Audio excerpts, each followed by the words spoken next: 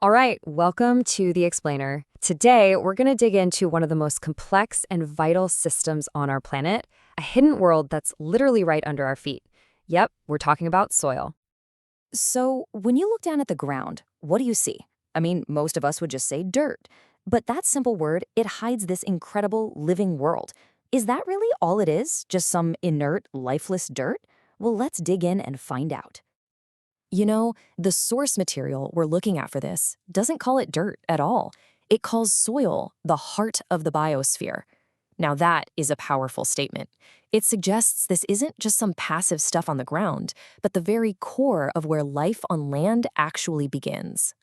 Because here's the secret. Soil is alive. It's a totally dynamic medium, a biological factory where countless physical, chemical, and biological things are happening every single second. It's providing nutrients for plants, which then sustain animal life. It's a whole system, not just a substance. Okay, so if soil is this incredible factory, you got to ask, where does it get its raw materials? Well, every story's got a beginning, and for soil, that story starts with something super ancient and unyielding: rock. Yup, it all starts with what's called bedrock. This is the parent material, that's solid, unweathered rock deep, deep down. Everything that will become the soil we see, from its texture to its mineral content, is pretty much decided by this foundational layer. And this slide really drives home just how much that parent rock matters. Look at this. If you start with something like sandstone, you get a coarser, sandy soil. But if the parent is shale, you end up with something much finer, way more clay-like. You could say the soil's DNA is written right there in the stone it comes from. But, rock doesn't just magically turn into soil. Nope. It has to be broken down, mixed up, and totally transformed. The best way to think about it is like a recipe, with a few key forces working together over, well, a really, really long time. So this whole process of creating soil, it's actually got a name: pedogenesis. And it's like a three-part symphony. First, you got physical weathering shattering the rock. Then, biological activity literally breathes life into it. And finally, chemical reactions transform it into something completely new. Okay, now this is super interesting. Water is like a master sculptor here, but what it creates depends entirely on the climate. Look at the left side. In wet climates, water soaks down, right? And it takes minerals with it. But check out the right side. In dry climates, evaporation actually pulls water up to the surface, and it brings dissolved minerals with it. Sometimes it even leaves this salty crust right on top. Two completely different outcomes from the same ingredient. But of course, soil isn't just broken up rock, right? The magic ingredient is life itself. It's the biological part that makes it fertile. When plants and animals die, all these tiny microorganisms get to work breaking them down. It's a process called humification. And what you get is humus, that dark, rich, organic stuff that's absolutely packed with nutrients. It's basically the superfood for plants. All right, so we've got all these processes happening, but how does it all come together? Well, it's not random. It actually creates this really distinct, layered structure, kind of like a history book of the soil's life, written vertically. And this is what you get. This is called a soil profile. Each of these different layers, or horizons as they're called, tells a part of the story. It's like we've taken a slice out of the ground to see our biological factory in action.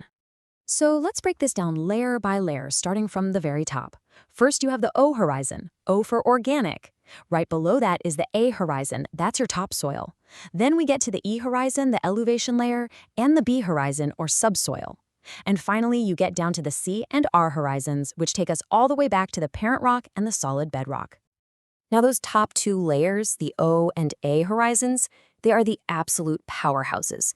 They're just teeming with life. The O horizon is that stuff on the surface you can see and feel: leaves, twigs, all that organic debris. The A horizon, or topsoil, is just below that, and it's a super busy place. It's this dark, crumbly mix of that rich humus and minerals. It's where all the roots, insects, and microbes are doing their thing. This is the life support system right here. Okay, moving down below that busy topsoil, we get into the zone of movement. The E horizon is often lighter in color, almost looks like it's been bleached, and that's because water has washed out, or alluviated, minerals and fine clays as it travels down. So where does all that stuff go? Well, it ends up in the B horizon, the subsoil. That's where it all accumulates, which is why the B layer is often really dense and rich with the exact materials the E layer lost. And finally, we hit the foundation, the soil's ancient history. The C horizon is basically just weathered parent rock. You can actually see little chunks of the original stone here, a super clear link back to its origins. And that sits right on top of the R horizon, the solid, unweathered bedrock where this whole story began, maybe thousands of years ago.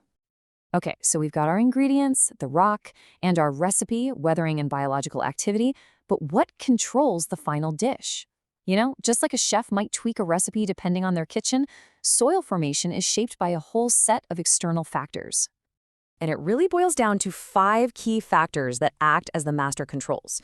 We already talked about parent material. Granite makes a different soil than shale, right? Climate is a huge one. Just think about the deep red soils of the wet tropics versus the thin, frozen soils up in the Arctic. Then there's biotic activity, all the living things. The deep-rooted grasses on a prairie build that thick, black, fertile soil, which is totally different from the acidic soil you'd find under a pine forest.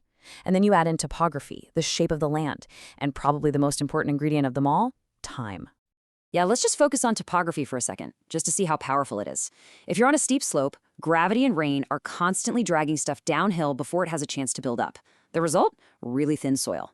But if you're in a flat plain or a gentle valley, all that material can settle and build up for centuries, creating those thick, deep, incredibly rich soils that are perfect for farming. But all of these factors, they need one last, absolutely essential ingredient to work their magic. And honestly, this might be the most mind-blowing one of all. We're talking about an immense amount of time. 1,000 years. Just let that number sink in for a minute. That's the kind of timescale we're dealing with for nature to do its thing. Because that is how long it can take to form just a single inch of topsoil. 1 inch in 1,000 years. When you realize how incredibly slowly this heart of the biosphere is made, you get it. You understand just how precious it is. On any kind of human timescale, that makes soil essentially a non-renewable resource. So the next time you look down at the ground, I hope you remember that you're not just seeing dirt. You're looking at a living, breathing ecosystem, a biological factory that connects our planet's ancient past with our future. It's where our food comes from, where our ecosystems are anchored, which really leaves us with one final critical question. Knowing just how vital and fragile it is, how are we going to protect it?